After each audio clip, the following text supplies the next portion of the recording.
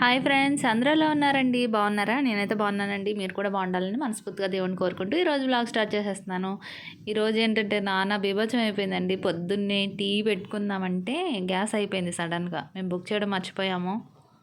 Tea కూడా కాగలేదు. ఇంకేం చేయాలి? ఇప్పుడు అటక మీద ఉన్న ఇండక్షన్ స్టవ్ తీయాలని చెప్తున్నాను మా అబ్బాయికి. దాన్ని పైకి ఇట్టేసానండి ఇండక్షన్ స్టవ్. ఇక్కడ మాకు ఎక్కువ స్పేస్ లేదు కదా కింద పెట్టుకోవడానికి. గ్రైండర్ మిక్సీ పెట్టిన పక్కన ఉంది కానీ స్పేసు దాన్ని ఎక్కువగా ఉపయోగించాము. అందుకని చెప్పేసి పైనుంచి తీసేసాడు మా వాడు. ఇప్పుడు ఈ టీ గిన్నె తీసుకెళ్ళి దాని మీద పెట్టేస్తే కాగేస్తుంది. ఇంకా స్టవ్తో పని లేదు. ఇప్పుడు టీ మరగడం ఒక్కటే, ఇంకా అన్నీ వేసేసాను, అయిపోయింది. ఇంకా మరుగుతుంది అనగా ఇంకా స్టవ్ ఆఫ్ అయిపోయింది.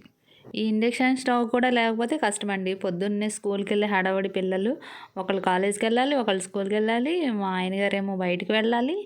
ఇంకా టిఫిన్ ఏం చేయలేదన్నమాట. ఒక టీ మాత్రమే తాగాము. టిఫిన్ అయితే బయట నుంచి తీసుకొచ్చేసారు. ఇక్కడ మా వాడు చూడండి ఇండక్షన్ స్టవ్ గురించి అన్ని డీటెయిల్స్ అడుగుతున్నాడు. దాన్ని ఆన్ ఆఫ్ చేస్తున్నాడు.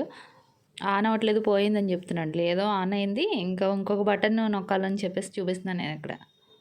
ఇండక్షన్ స్టవ్ మీద వంట బాగుంటుందండి.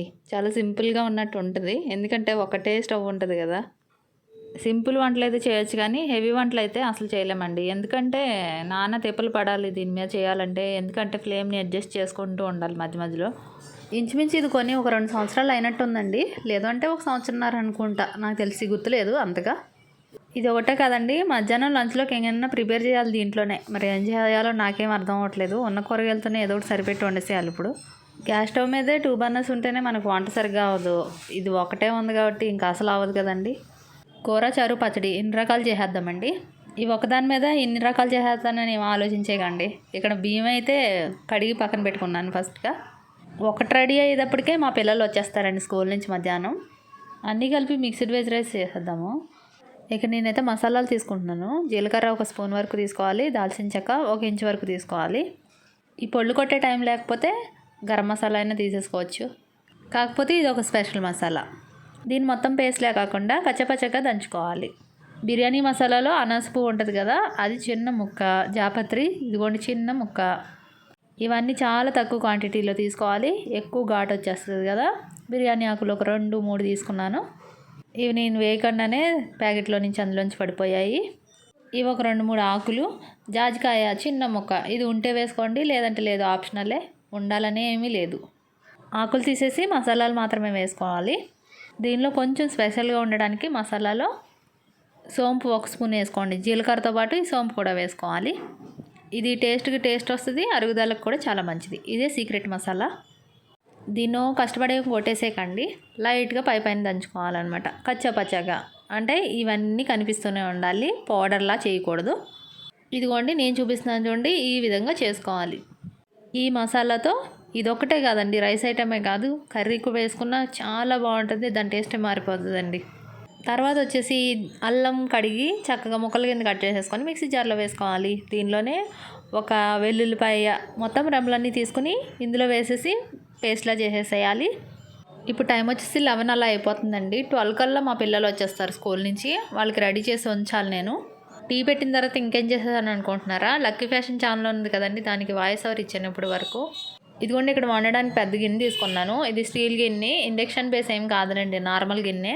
ఇక్కడ మాకు వెహికల్ సౌండ్ అయితే బాగా వస్తుందండి. మేము ఉండేది బజార్లో కదా, ఇంకా తిరుగుతూనే ఉంటాయి నిరంతరం. ఆన్ చేసుకుంటున్నాను ఇక్కడ స్టవ్. స్టీల్ గిన్నె అని చెప్పాను కదా, ఇది పెద్ద స్టీల్ గిన్నె అండి. అంటే పాలు కాచుకుంటాం కదా ఆ గిన్నె అనమాట. నార్మల్ ఇండక్షన్ బేస్ ఏం కాదు, స్టీల్ అన్నీ పనిచేస్తాయి దీని మీద. స్టవ్ ఫ్లేమ్ వచ్చేసి 1200లో ఉంటుంది. ఫస్ట్ స్టార్టింగ్లోనే మనం తగ్గించుకుని పెట్టుకోవాలి. 300లో పెట్టాను నేను. 1200లో పెట్టేసి వదిలేసానండి. ఇది కూడా తగ్గించుకుంటున్నాను ఇప్పుడు. వెంటనే మాడిపోద్దండి, అస్సలు టైమే తీసుకోదన్నమాట. వెంటనే 1200లో పెడితే ఇదిగోండి చూడండి, నూనె వేయగానే పొగలు వచ్చేస్తుంది. 2 గరిటెలు ఆయిల్ వేసుకుంటే 2 గరిటెలు నెయ్యి వేసుకోవాలండి. 2 సమానంగా తీసుకోవాలి. నెయ్యి అయితే ఇంట్లో చేసిందేనండి, మేము ఎప్పుడు ఇంట్లోనే చేసుకుంటాము. గేదె పాలు పోయించుకుంటాము. దాని మీద ఉన్న మేకడ తీసేసి ఒకసారిగా నెయ్యి చేస్తాను అనమాట. ముందే ఒక 2 ఉల్లిపాయలు కట్ చేసుకుని ఉంచుకున్నాను. ఇందులో వేసేసుకుంటున్నాను ఫస్ట్గాను. ఈ ఉల్లిపాయలతో పాటే మసాలా కూడా వేసేయాలి. ముందుగా దంచి పెట్టుకున్నాం కదా, ఈ దంచి పెట్టిన మసాలా పైనుంచి వేసేయండి. ఇవన్నీ కలిపి ఒకసారి వేగుతాయి. ముందే మసాలా వేసేస్తే మాడిపోతాయని ముందే వేయలేదు. ఈ గిన్నె పైన అరమర ఉంది కదండీ! ఈ ఆనియన్ పవర్ నా కళ్ళలోకి వచ్చేసి నీళ్ళొచ్చేసినాయి. ఇంక ఇక్కడ కెమెరా ఆఫ్ చేసేసాననమాట కాసేపు. ఇవి వేగుతూ ఉండగానే పచ్చిమిరపకాయలు కూడా కట్ చేసి వేశాను. ఒక 4, 5 వేసుకోవాలి. స్పీడ్‌గా వంట చేసేటప్పుడు అన్నీ కట్ చేసి రెడీ చేసుకొని పెట్టుకోలేం కదా! ఈ విధంగానే వంట చేస్తాం కదండీ ఎవరమైనా. మంట మాత్రం లో ఫ్లేమ్‌లో పెట్టానండి. నేను అటు ఇటు తిరుగుతా అవి కొంచెం ఇవి కొంచెం వేసుకుంటా ఉండాలి కదా! లేదంటే ఒకసారిగా మాడిపోతాయి. ఇదిగోండి ఒకసారి గిన్నెలోకి కూడా చూసేయండి. ఇదిగోండి ఈ విధంగా నూనెలో అయితే వేగేస్తున్నాయి. మంట తక్కువలో పెట్టానన్నాను కదండీ! 350లో పెట్టాను. ఇంకా తక్కువ అంటే 100 ఉంటది. అది పెట్టానంటే ఇంకా అలానే ఉంటదనమాట. 350 అంటే కొంచెం ఉడుకుతుంటది, ఆగుతా ఉంటది ఇదైనా. టమాటా పేస్ట్ చేసుకోవడానికి 2 పెద్ద సైజు టమాటాలు 2 తీసుకున్నాను.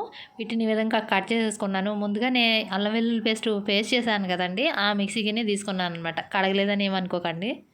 4 రోజుల క్రితం కొత్తిమీర తెస్తే ఈ విధంగా డబ్బాలో పెట్టి ఫ్రిడ్జ్‌లో పెట్టాను. అది తీసుకుని ఇప్పుడు ఆల్రెడీ కడిగిందేలేండి. అయినా సరే మళ్ళీ ఒకసారి కడిగేసుకొని ఈ విధంగా ముక్కలుగా వేసేసాను ఇందులో. ఇంచుమించు టమాటా పచ్చడిలా ఉంటదండి. పేస్ట్ చేయాలి. ఉల్లిపాయలు ఏమైపోయినాయో చూడాలండి. ఇదిగోండి దోరకాయ అయితే వేగిపోయినాయి. ఇందులో అల్లం వెల్లుల్లి పేస్ట్ వేసేసాను. ఇది కూడా సిమ్‌లోనే ఉంచుకోవాలండి. లేదంటే మాడిపోద్ది.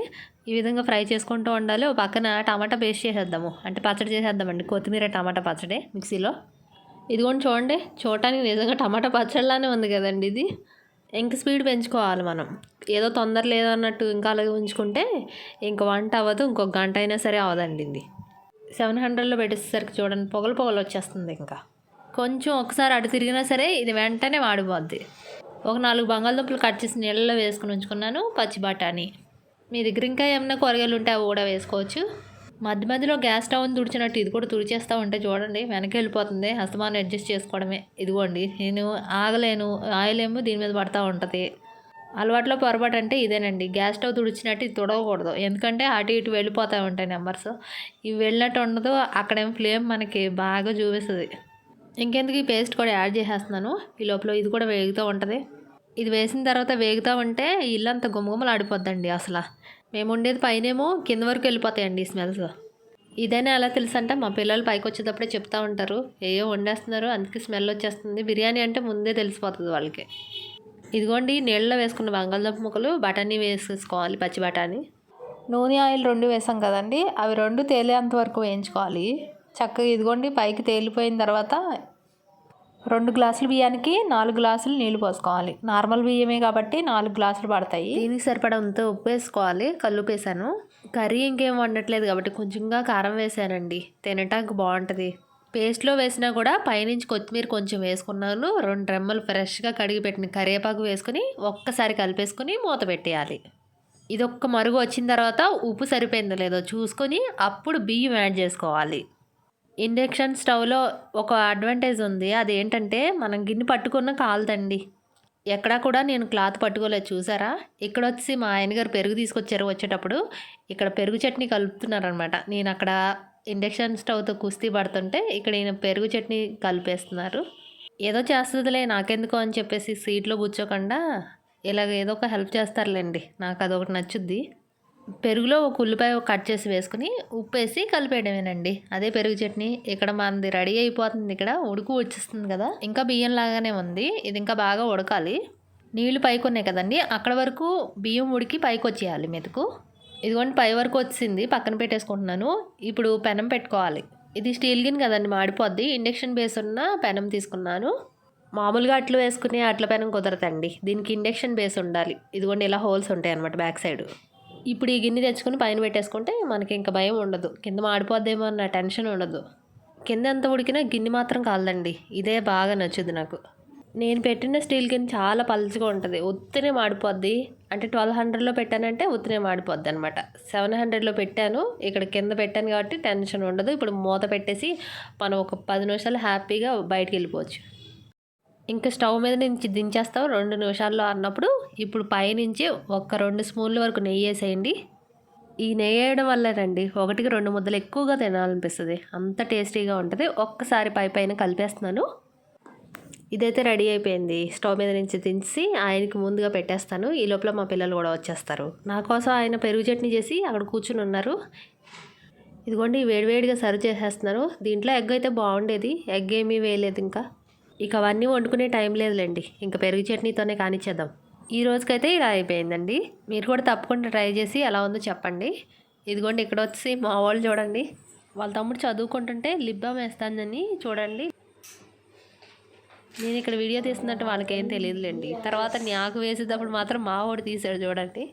వాడైపోయిన తర్వాత నేను మిగిలానండి. ఇక్కడ లిప్ బామ్ రాస్తుంది. ఇంతకీ నాకు తల్లో తెలీదు, తనకి నేను తల్లో తెలియదండి. అలాగే ఉంటాం మేము.